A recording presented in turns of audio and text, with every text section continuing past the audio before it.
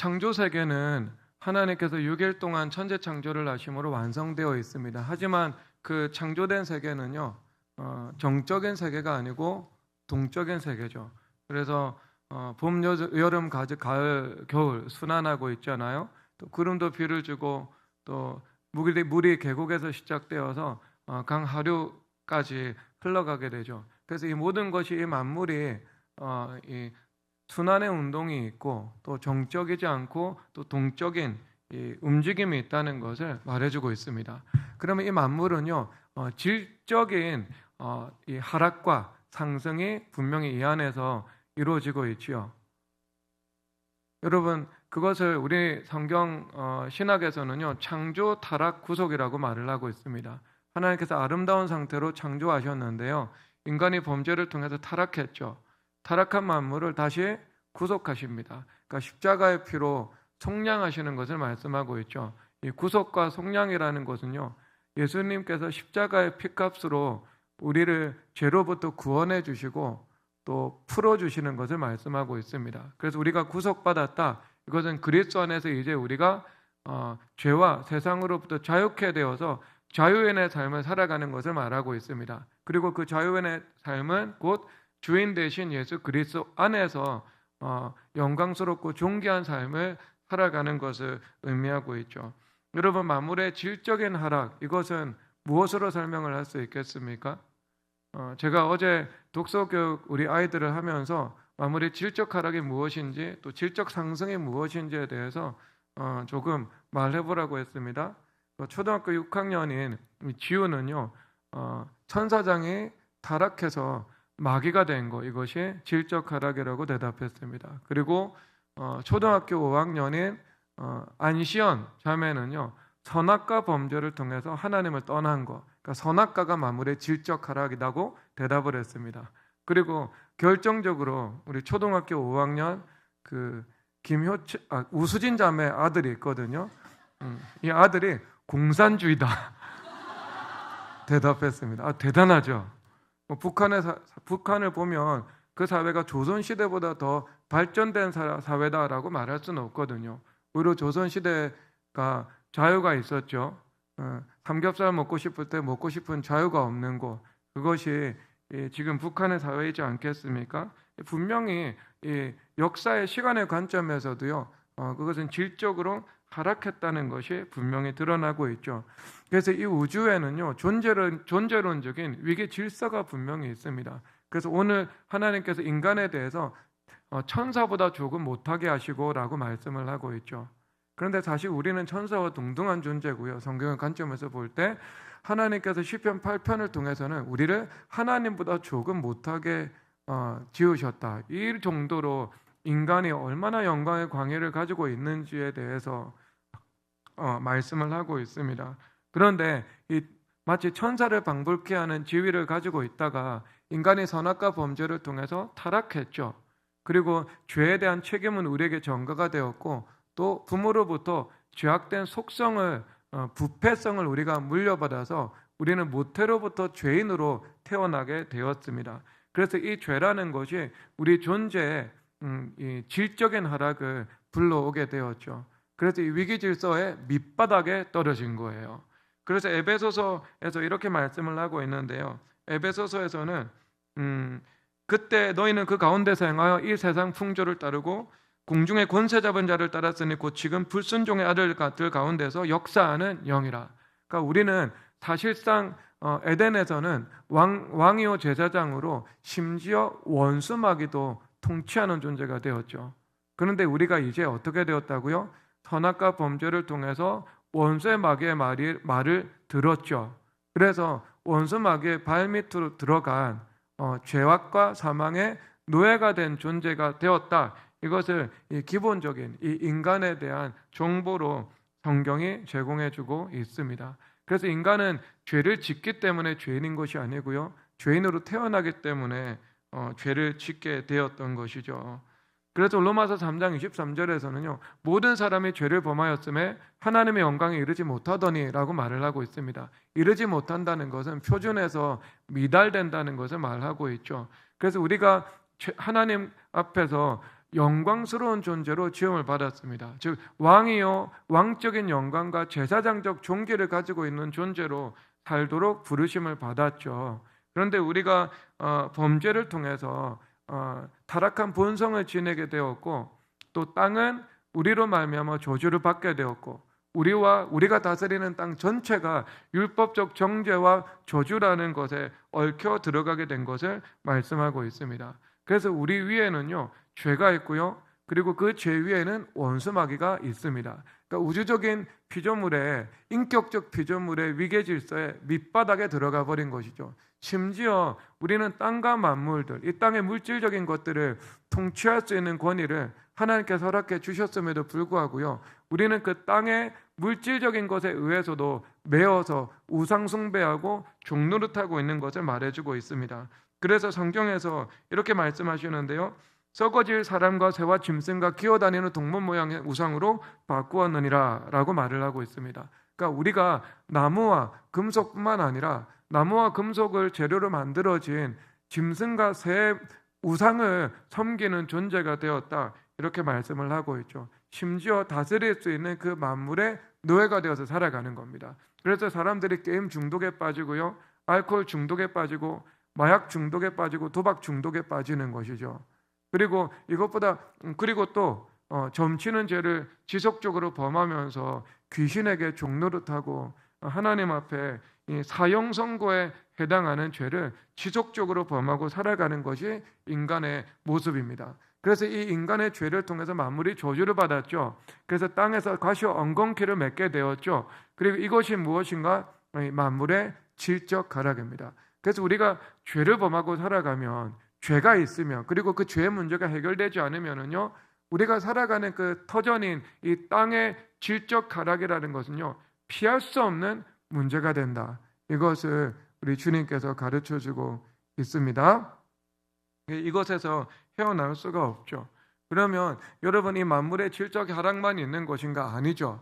하나님께서 이 문제를 해결하기 위해서 예수 그리스도를 보내셨고, 다시 만물의 질적인 상승을 우리 가운데 허락하십니다. 그래서 이것은 타락한 세상을 구속하시는 그 십자가의 역사인 것임을 말씀을 하고 있죠. 그래서 성경에서 땅에 생수의 강이 흘러간다고 말하죠. 땅에 생수의 강이 흘러감으로 사망의 땅이 부활과 생명의 땅으로 그 질적인 변화가 나타나는 것을 볼 수 있습니다. 그래서 열매 맺지 못하는 광야 같은 땅 가운데 예수님의 그 십자가의 은혜를 통해서, 그리고 성도의 예배와 기도를 통해 성령 하나님이라는 생수의 강이 그 땅에 흘러갈 때 그 땅의 생명력이 회복되며 다시 땅의 기름짐이 온전히 부활하는 것을 말씀을 하고 있습니다. 그래서 열매 맺는 아름다운 밭과 같이 되고 숲이 되는 그것을 주님께서 말씀해 주고 계신 것이지요. 그래서 하나님은요, 있음의 하나님입니다. 우리는요, 없음의 우리인 것이죠. 그런데 우리의 소망 없음과 생명 없음과 열매 없음이라는 문제를 가지고 예수님의 십자가와 그리고 머리 대신 예수 그리스도 안에 들어갈 때 그 없음은 있음으로 전환되는 것이죠. 그래서 절대 절망의 상태는 종식되고요, 절대 소망으로 살아갈 수 있고요, 생명과 부활의 능력이 나타나서 죽어있는 내 삶도 부활시키는 하나님의 역사가 분명히 나타나는 것을 우리 주님께서 말씀해 주고 계십니다. 어제 조선일보에서 장미란 선수가 인터뷰를 했더라고요. 제가 그것을 좀 읽고 바로 기억을 했습니다. 그러니까 그가 역도 선수로 있을 때 365일 중에 실질적으로 실력이 느는 날은 65일밖에 되지 않는다고 합니다. 300일은요 실력이 늘지 않는 상태에서 지속적으로 발베를 들어 올려야 된다고 하더라고요. 그렇게 오랜 시간 연습을 축적하면 양질 변화가 일어나서 어느 순간 질적인 변화가 나타난다는 거죠. 그래서 그가 금메달을 따고 나서 베이징 올림픽 때 하나님 앞에 기도하는 모습은요, 그 이후에 상당한 시간 동안 스포츠 뉴스의 메인 화면에 등장해서 하나님께서 영광 받으시는 장면이 되었죠. 그런데 그가 역도를 그만두고 나서 다시 학업을 시작했죠. 그리고 대학 강단에서는 교수가 되었습니다.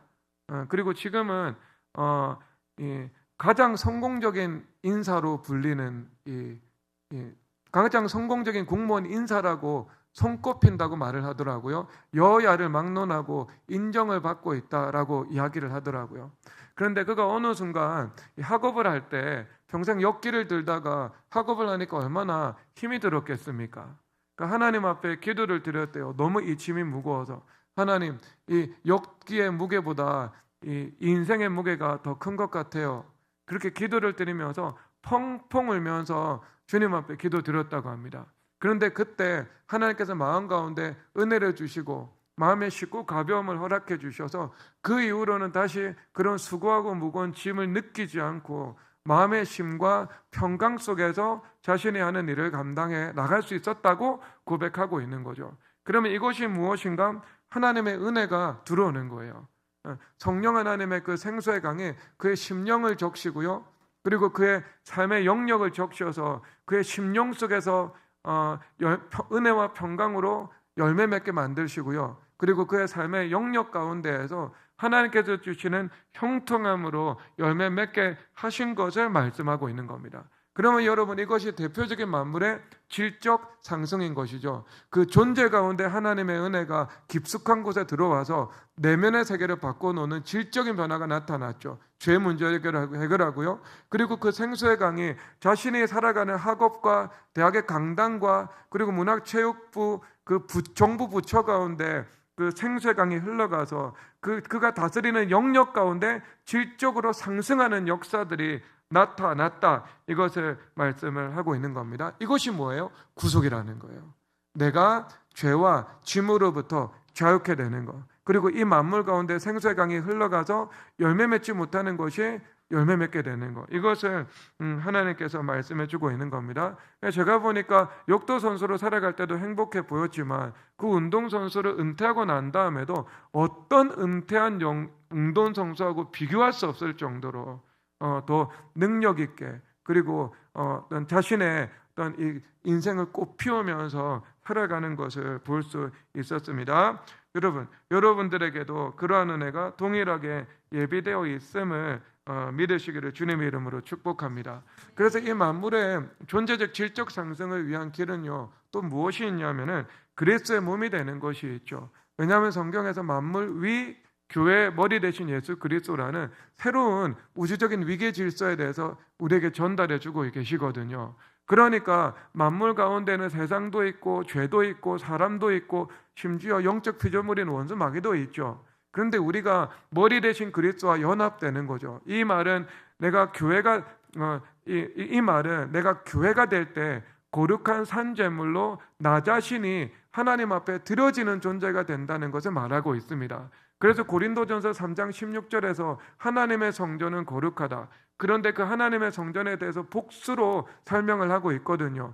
교회를 의미하고 있는 거예요. 그래서 그 교회는 하나님 앞에 거룩한 산제물로 드려진 것이고 하나님 앞에 드려진 것은 만물과 같은 존재적 위치 속에서 있는 것이 아니라 만물 위로 격상된, 즉 머리 대신 예수 그리스도와 연합이라는 그 위치로 우리가 이 존재의 사닥다리가 더 높은 위치로, 더 존귀한 위치로, 더 영광스러운 위치로 올라가게 되는 것을 우리 주님께서 말씀하고 있는 것입니다. 그래서 내가 교회가 되어서 살아간다, 그리스도의 몸이 되어서 살아간다, 그것은 만물 위에서 살아가는 삶을 말하고 있는 겁니다. 그때부터는 죄도 다스릴 수 있고 영적인 전쟁이 있지만, 그리고 세상도 다스릴 수 있죠. 세상도 우리가 어떤 세상 사람들이 권력을 휘두르는 것처럼 우리가 세상을 다스리는 것이 아니라 십자가 앞에서 내가 죽는 방식으로, 기도하는 방식으로, 그리고 사랑하고 섬기는 방식으로 세상을 다스리게 되어 있죠. 그런데 그것은 확실하게 하나님께서 이 세상을 움직여 주시고 바꾸어 주시는 이 방법인 것이죠. 그래서 성경에서 이사야서 1장에서 말씀하시죠. 오라 우리가 변론하자. 하나님께서 변론하자고 우리를 초청하고 계신 거죠. 하나님은 있음의 하나님이잖아요. 그런데 우리는 없음의 우리거든요. 여러분, 우리가 사람 한 사람 바꿀 수 있는 힘이 있습니까? 혈과 육의 힘으로 우리가 주변에 있는 환경과 사람을 바꿀 수 있습니까? 못 바꾸잖아요. 그런데 절대 주권자 되신 하나님은 전능하신 하나님이시기 때문에 사람의 마음도 바꾸시고 우리의 관계와 환경도 주님께서 다 바꾸어 주실 수 있는 분이시죠. 그래서 우리가 누구와 변론해야 됩니까? 세상과 변론해야 됩니까? 혈과육을 가지고 있는 사람과 변론해야 됩니까? 그렇지 않죠. 하나님과 변론하는 길이요, 가장 빠른 길인 거예요.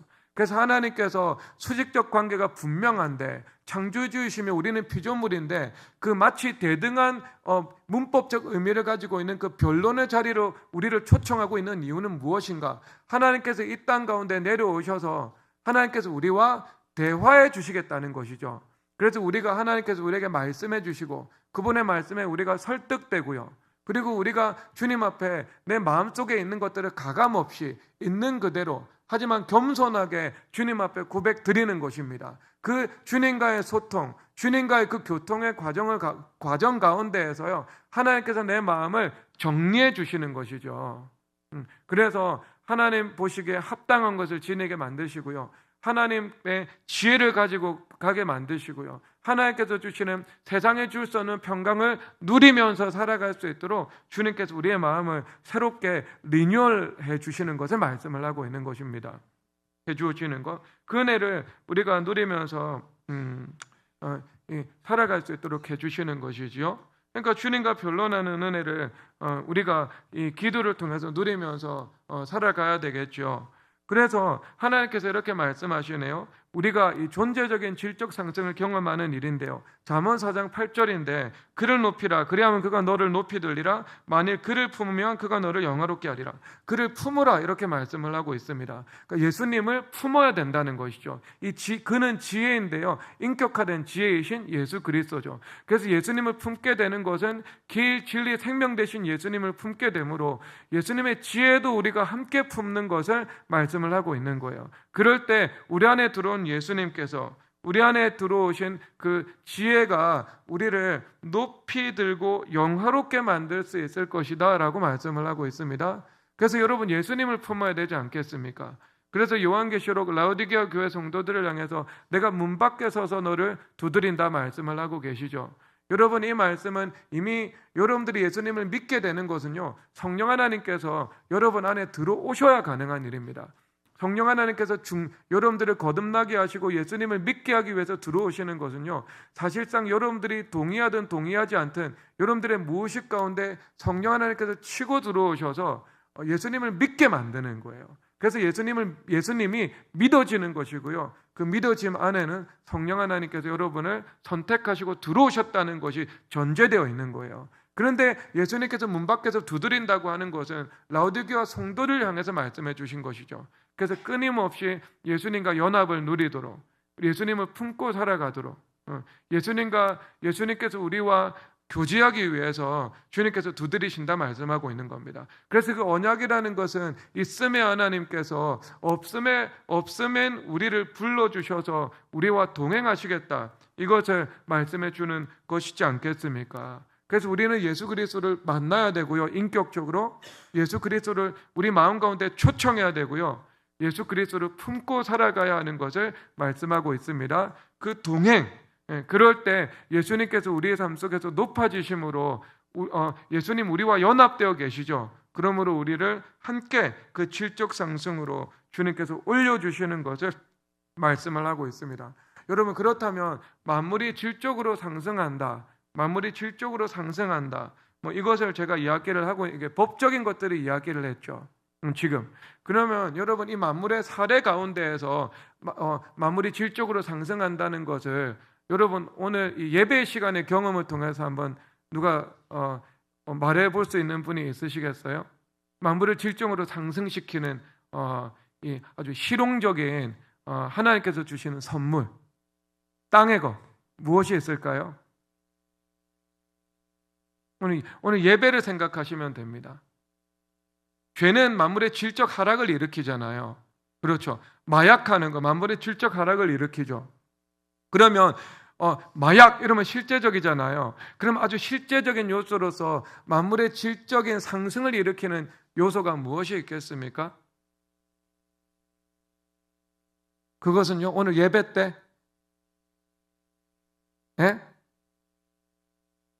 진짜 김유준 아빠네. 김효철 제가 맞췄어요. 여러분 생각하셨어요? 음악의 힘이잖아요. 그런 생각하셨죠? 음악이잖아요. 음악을 들으면 우리가 하나님을 사랑하게 되고 이웃을 사랑하게 되고 하나님께서 만드신 자연을 통해서 그 만드신 분을 더욱 높이게 되거든요. 그게 음악의 힘이 아니겠어요? 그렇죠. 그래서 음악이 들어오면은요, 타락한 세상이 더 타락하지 않게 만들어주고요, 구속받은 세상이 하나님을 더욱 사랑할 수 있도록 만들어주는 거, 이게 음악의 힘이지 않겠습니까? 여러분, 오늘 플룻 연주를 들으면서 사람을 미워하면서 살아야 되겠다는 생각이 들었습니까? 아니면 사람을 좀 더 사랑하며 살아야 되겠다는 마음이 들었습니까? 내가 아는 길을 비추기보다는 누군가의 길을 비춰준다면, 이렇게 노래하잖아요. 여러분, 이 가사를 들었는데 이 옆에 있는 우리 동료를 사랑하게 하는 그 생각이 들지 않겠습니까? 그러면 여러분, 이 구속받은 세상을요, 더 하나님을 송축할 수 있도록 만들어 주잖아요. 질적 하락을 받고 질적 상승을 일으키는 힘이 무엇에 있어요? 음악에 있잖아요. 음악에 있잖아요. 그래서 레닌은 음악을 듣지 않는다고 그랬잖아요. 왜? 음악이 사람이 사람을 사랑하게 하는 그 힘이 있기 때문에, 그 마법이 있기 때문에. 음악을 듣지 않는다고 이 사회주의를 이 땅 가운데 실현시킨 대표적인 인물이 그런 말들을 했죠. 그래서 사무엘상 16장 23절에서 이렇게 말씀하십니다. 하나님께서 부리시는 악령이 사울에게 이를 때 다윗을 수금을 들고 와서 손으로 탄즉 사울이 상쾌하여 낫고 악령이 그에게서 떠나가니라. 아멘. 다윗이 성령 하나님의 기름 부으심을 받았죠. 그 기름 부으심을 받은 하나님의 종이 수금을 타니까 그 수금 가운데 생수의 강이 흘러가게 된 거예요. 그래서 황폐했던 그 광야 같은 마음 가운데 그 악이 잠잠하게 되고요, 희미하긴 하지만 다시 한번 그 생명과 또 하나님의 그 은혜의 작용이 그 삶 속에서 씨처럼 일어날 수 있도록 분명히 역사했다. 악령이 떠나갔다. 두려움이 진정케 되었다. 다시 한번 정신을 찾고 추스릴 수 있게 되었다. 이렇게 말씀을 하고 있는 것입니다. 여러분, 이것이 음악의 힘인 거예요. 만물의 질적인 상승을 이루는 힘인 것이죠. 힘인 거. 여러분, 그렇다면 여러분, 우리 하나님께서 우리는 만물의 질적 상승을 위한 통로로 우리를 부르셨지 않겠습니까? 언약이라는 것이 무엇인가? 언약은요, 관계거든요. 그것은 하나님께서 상호 협동을 이루신다라고 말씀을 하고 있습니다. 하나님께서요, 우리 없이 직접 일하실 수가 있습니다.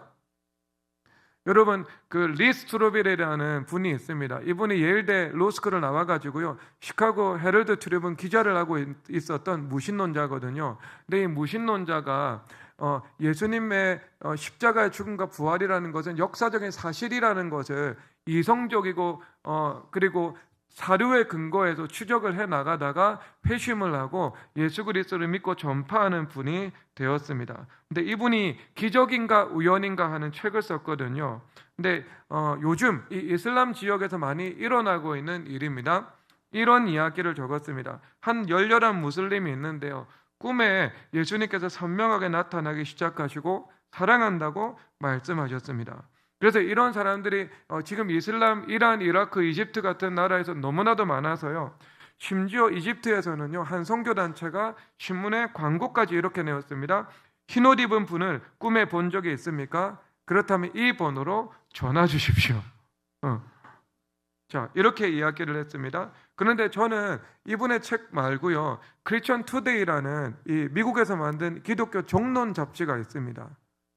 그러니까 우리나라의 종론 잡지 하면 뭐 주간 조선 이렇게 이야기를 하죠. 영국의 종론 잡지 하면 뭐 더 타임즈 이렇게 이야기를 할 수 있지 않게, 이코노미스트 이렇게 말을 할 수 있겠네요. 잡지라면은요. 그러니까 전 세계 이 수십억의 개신교 기독교인들 지도자들이 종론지라고 인정을 하는 크리스천 투데이라는 것이 있는데요. 거기에서 이런 똑같은 기사를 썼더라고요. 독일에 터키 이민자들이 많은 것 알고 계시죠? 그래서 메스트 웨질 같은 선수는 대표적인 터키 출신 독일 축구 국가대표 선수잖아요. 그런데 이 독일에 있는 터키인들 중에 꿈이나 환상을 통해서 이렇게 주님께서 말씀하시는 거예요. 너는 서울시 종로구 누화동 64번지 402호로 찾아가라 라고 말씀을 해주시는 거예요. 그래서 실제 그가 그 번지로 찾아가면은요, 그곳이 복음주의 교회인 거예요. 그래서 이런 방식으로 예수님을 믿는 사람들이 굉장히 늘어나고 있다. 왜? 이슬람 세계에서는요, 이웃에게 전도하면 죽을 수 있거든요. 법적으로 금지되어 있거든요. 그러니까 하나님께서 직접적인 방식으로 나타나셔서 만나주신다. 주님께서 이렇게 말씀하고 있습니다. 그런데 여러분, 하나님께서 직접적으로 일하실 때도 있지만 하나님께서는 사람을 통해서 일하시는 것을 기뻐하십니다. 그래서 고린도전서 1장에서 이렇게 말씀을 하시는데요. 고린도전서 1장에서 하나님의 지혜에 있어서는 이 세상에 자기 지혜로 하나님을 알지 못하므로 하나님께서 전도에 미련한 것을 믿는 자들을 구원하시기를 기뻐하셨도다. 아멘. 그러니까 하나님께서 언더우드나 아펜젤러 선교사님을 이 땅 가운데 보내주셔서 교회를 세우시고 복음을 전파하시고 교회 지도자들을 세우시고 학교를 만드셨잖아요. 그러니까 하나님께서 이렇게 복음의 문을 열고 선교사들을 파송하시고 전도자들을 보내셔서 그들을 통해서 복음이 씨앗을 뿌리고 그 복음의 아름드리 나무가 열매 맺도록 하나님께서 하시는 것이 하나님의 섭리인 것입니다. 그러니까 하나님께서 직접 하실 수 있는 일, 그리고 직접 하시는 일이지만 여러분, 우리가 하나님께서 쓰시는 통로가 된다는 것이 얼마나 복된 일입니까? 하나님께서 우리를 언약 관계 안으로 우리를 부르시는 거예요. 부르셔서 우리와 동행하시고 우리에게 말씀하시고 그리고 우리에게 능력을 주셔서 하나님의 일들을 감당하도록 만들어 나가신 거예요. 여러분, 오히려 이것이 하나님 입장에서는 더 불편한 일 아닙니까? 더 위험을 감수해야 되는 일이죠. 심지어는 우리의 죄 때문에요, 하나님의 영광이 가려짐 받기도 하는 일인 것이죠. 그래서 하나님께서 다윗 때문에 원수들에게 내 이름이 회방거리가 되었다고 말씀하고 계시잖아요. 다윗의 간음죄와 살인죄, 그 엄청난 죄악 때문에요. 그렇죠. 그런 리스크까지도 감수하시면서 하나님께서 우리와 동행하기를 원하시는 거죠. 여러분, 이것이 언약적인 은혜입니다. 이것은 하나님의 사랑이요, 하나님의 은혜라는 것 외에는요 설명할 수 있는 길이 없는 거예요. 하나님께서 우리를 사랑하셔서 언약 관계 안에 우리를 초청하셔서 우리에게 능력을 베푸시고 지혜를 베푸셔서 하나님의 일들을 감당하게 하시는 것입니다. 이 일을 통해서 하나님께서 우리에게 은혜를 베풀어 주시는 거예요. 그래서 여러분, 에스더서 말씀에서 보면 지금 유대인들이 하누카라는 것을 지키잖아요. 우리는 크리스마스를 지킬 때 그들은 12월 달에 하누카를 지킵니다. 그런데 이 하누카가 어디에서 기인하고 있냐면 에스더서에서 기인을 하고 있거든요. 부림절, 제비뽑기의 날, 이렇게 이야기를 하고 있거든요. 여러분, 에스더 6장으로 한번 가보도록 하겠습니다.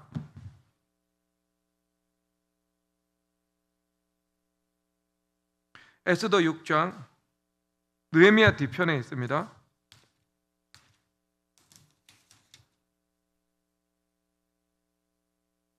6장 1절에서 2절, 1절, 2절, 3절 다 함께 빨리 읽겠습니다. 그날 밤에 왕이 잠이 오지 아니하므로 명령하 역대일기를 가져다가 자기 앞에서 읽히더니 그 속에 기록하기를 문을 지키던 왕의 두넷이 빅다나와 세레스가 아수르 왕을 암살하는 음모를 모르드게가 고발했다 하는지라. 왕이 이르되 이 일에 대하여 무슨 종교와 간정을 모르드게에 베풀었냐 하니 측근 신하들이 대답하되 아무것도 베풀지 않았다 하니라. 아멘. 모르드게는 유대인의 대표죠. 그런데 이 유대인이 지금 하만에 의해서 이 페르시아 제국 전체에 있는 유대인이 지금 인종 청소를, 제노사이드를 당하기 직전인 겁니다. 그러니까 하만이 제비를 뽑아가지고 한 날을 얻은 거예요. 그래서 그날에 모든 페르시아 제국 내에 유대인들은 다 죽일 수 있다는 왕의 이 공문을 받아낸 거죠. 하만이라는 사람이 모르드게를 미워해가지고요. 미워해서. 그러니까 여러분, 이것은 우리는 이렇게 성경을 보고 있잖아요. 그런데 유대인들의 입장에서는요, 이 일은 조선의 건국과도 같은 일이고 세종대왕의 한국 창제와 같은 일이고 임진왜란과 같은, 그들에게는 그냥 역사적인 사실인 거예요. 민족이 공멸의 위기에 처한 사건이죠. 그러니까 지금도 불임절 하면서 이 추석과 이 설날을 지키는 것처럼 그들도 이 명절을 지금도 지키고 있거든요. 하누카라는 명절이 있잖아요. 그런데 이 에스더서의 속성은요, 하나님께서 전면에 등장하지 않습니다. 하나님을 믿는 사람들의 믿음의 행위만 등장하고 있어요. 하나님이라는 주어가 등장하지 않는 유일한 성경이 에스더서예요. 그런데 여기 보세요. 이게 우연입니까? 우연이에요? 왕이 잠이 오지 않았어요. 그래서 잠이 오지 않으니까 역대 일기를 보았습니다. 역대 일기를 보니까 암살 위협이 있었는데요. 모르드게가 또 충성되게 그것을 고발해서 자기가 암살당하지 않고 살아나게 된 거예요. 그런데 그 모르드게에게 관직이나 명예를 베풀어 줘야 하는데 그것을 잊어버린 거죠. 그래서 갑자기 내가 이 나를 구원해준 모르드게에게 관작이나 영예를 준 것이 있느냐? 그러니까 내시들이 와서 그런 적이 없다라고 말을 한 거예요. 그래서 모르드게에게 그 다음날 최고의 이 페르시아 제국 내 지위를 허락해 주거든요. 여러분, 하루아침에 하만과 모르드게, 그리고 하만과 이스라엘 백성들의 운명이 뒤집힌 사건을 말하고 있는 거예요. 그런데 여기서 하나님은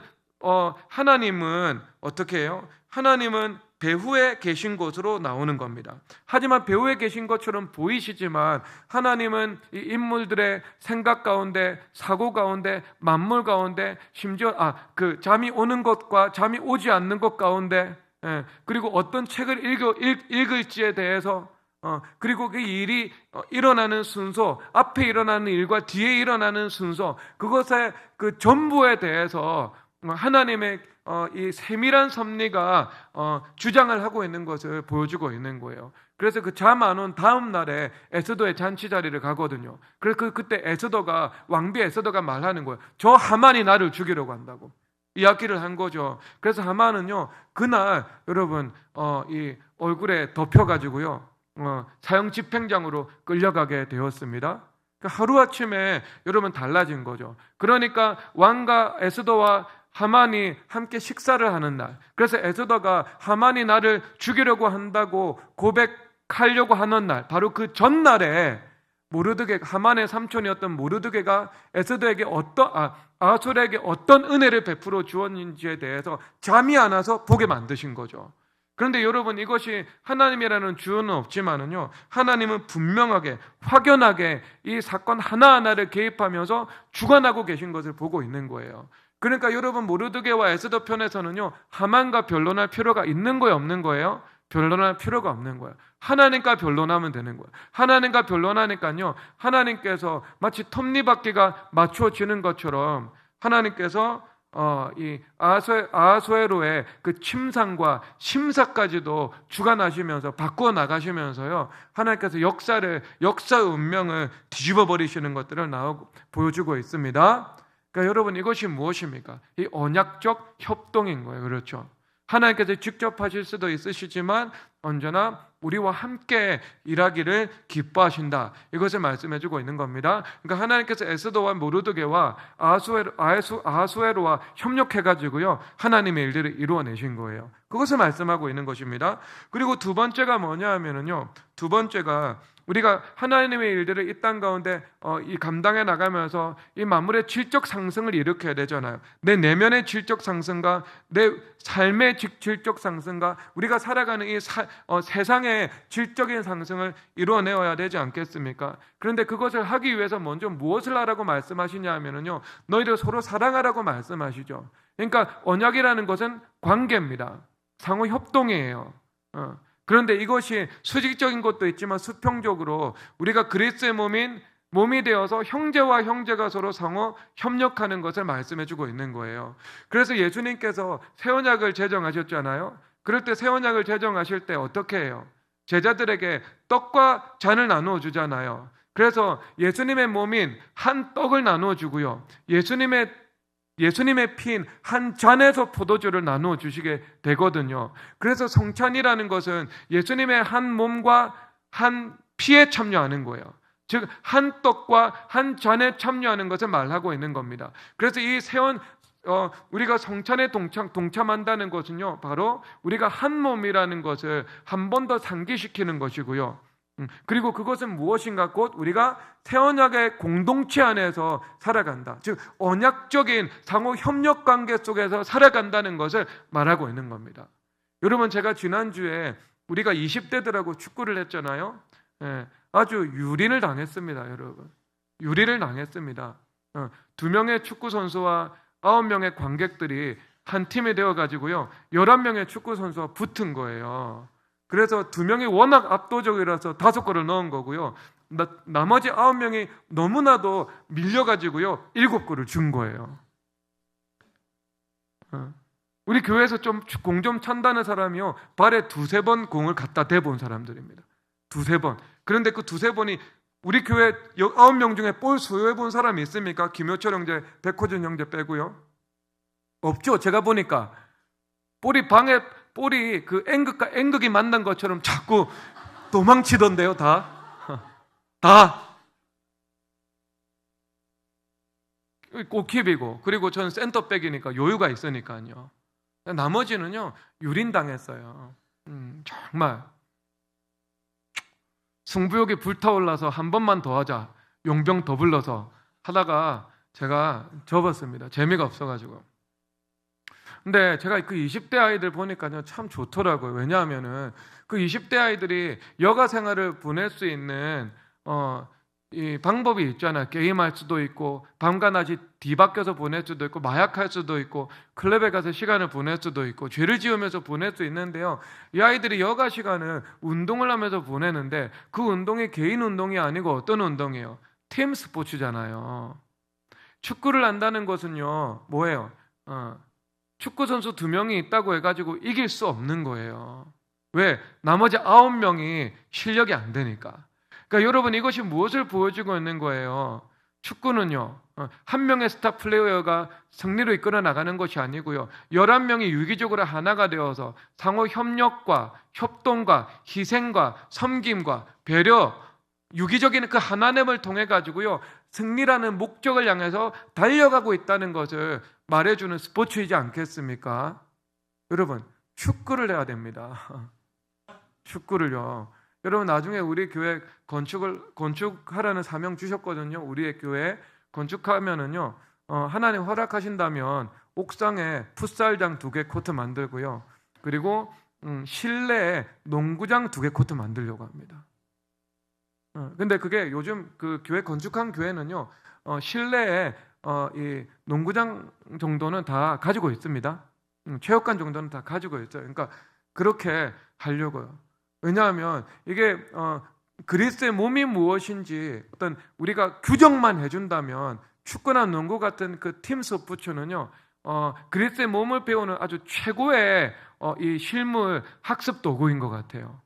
그 안에 협력이 있고 희생이 있고 섬김이 있고 배려가 있고요 그 상호 협동이라는 그 언약적 속성이요 다분하게 들어가 있는 것을 보여주고 있는 거예요. 보여주고 있는 거. 그러면 여러분, 제가 이 상호 협동을요 축구하자고 이 말씀을 전했겠습니까? 아니죠, 여러분. 아니죠. 우리가 무슨 존재가 되어야 하겠습니까? 우리가 성경 말씀하죠. 성경에서 무엇이든지 대접받고자 하는 대로 남을 대접하라, 주님께서 말씀하고 있죠. 그러면 우리가 어떻게 해야 되겠습니까? 내게 좋은 것을 사람들에게도 하나님께서 허락해 달라고 기도를 드려야 되지 않겠습니까? 그래서 이 언약적 관계라는 것을 대표적으로 드러내는 행위는요 우리가 형제 자매를 위해서 중보 기도하면서 살아가는 삶입니다. 그래서 서로 사랑하라 라고 말씀하시죠. 그래서 율법이 성취가 되는 거예요.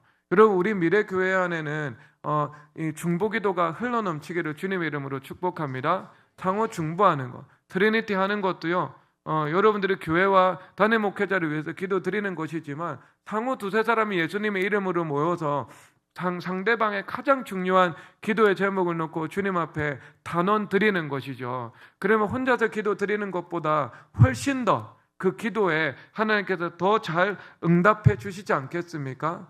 여러분, 우리 미래교회 안에 이제 풍성한 중보기도가 일어나야 됩니다.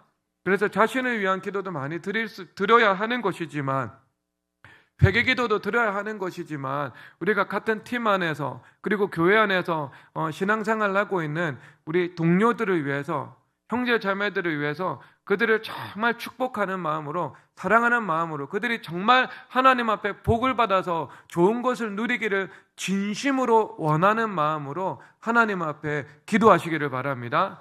그러면 그 기도의 순환을 통해서요 하나님께서 우리 가운데 하나님의 성령을 더 부어주시고, 그리고 생수의 강이 성도들의 삶의 상호 영역 가운데 흘러넘치도록 더 흘러가게 되는 것이죠. 기도한다는 것 자체가 생수강이 흘러가는데 내 삶뿐만 아니라 형제 영역으로 흘러간다며, 형제도 기도함으로 그 사람의 영역뿐만 아니라 우리 삶 가운데 흘러옵니다. 그러면 우리의 광야 같은 삶의 연장이 얼마나 더 옥토와 같은 삶의 연장으로 바뀌어서 30배, 60배, 100배 충만하게 열매 맺는 터전이 될 수 있겠습니까? 여러분, 형제를 위해서 기도하는 길은요, 시기 질투도 극복하는 길이고요, 이기심도 극복하는 길이고요, 자기 중심성도 극복하는 아주 유효한 통로가 될 수 있는 거예요. 그래서 오늘 찬양하지 않습니까? 우리 윤희 자매가 그 플룻 아름다운 그 신영옥과 같은 그 음색으로 플룻을 연주하잖아요. 아름답고 맑고 깨끗하게요. 근데 내 앞을 비추기만 보다는 그 다음에 누군가의 길을 비춰줄 수 있다면, 그렇게 노래하고 있지 않습니까, 여러분? 여러분, 우리가 그 노래에 우리가 주인공이 되어야 하겠습니다. 찬양하겠습니다. 소원 찬양하겠습니다. 왜요?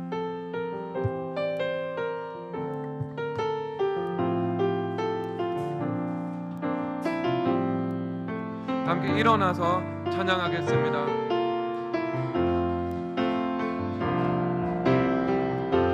삶의 작은 일에도 그 마음을 알기 원하네. 그 길, 그 좁은 길로 가기 원해.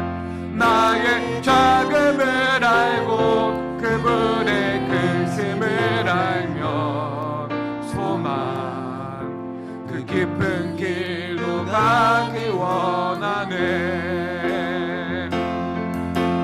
높이 솟은 산이 되기보다 여기 모름직한 동산이 되게. 내가 가는 길은 비추기보다는 누군가의 길을 비춰준다면, 내가 노래하듯이 또 내가 얘기하듯이 살길 난 그렇게 죽기 원하네. 삶의 한 절이라도 그분을 닮기 원하네. 사랑 그 높은 길로 가기 원하네. 계속해서 1절. 작은 일에도 그 마음을 알기 원하네. 그 좁은 길로 가기 원해. 나의 자금을 알고 그분의 크심을 알며 소망 그 좁은 길로 가기 원하네.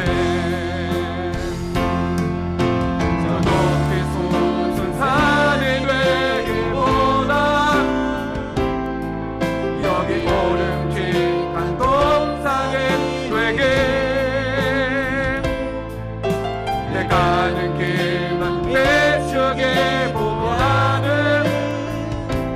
누군가의 길을 건져준다면,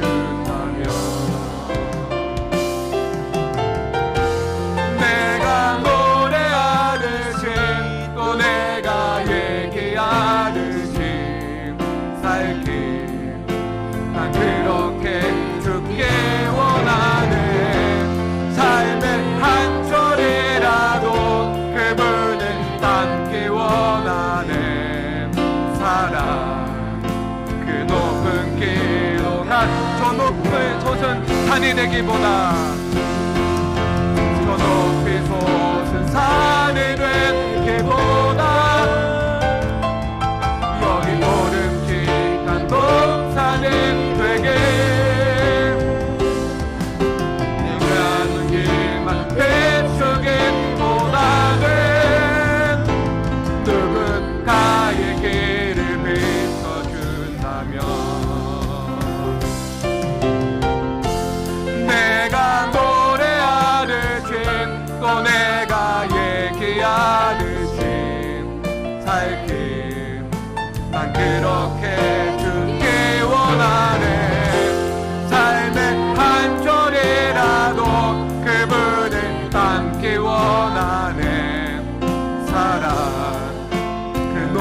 하지만 저 높은 곳은 산이 되기보다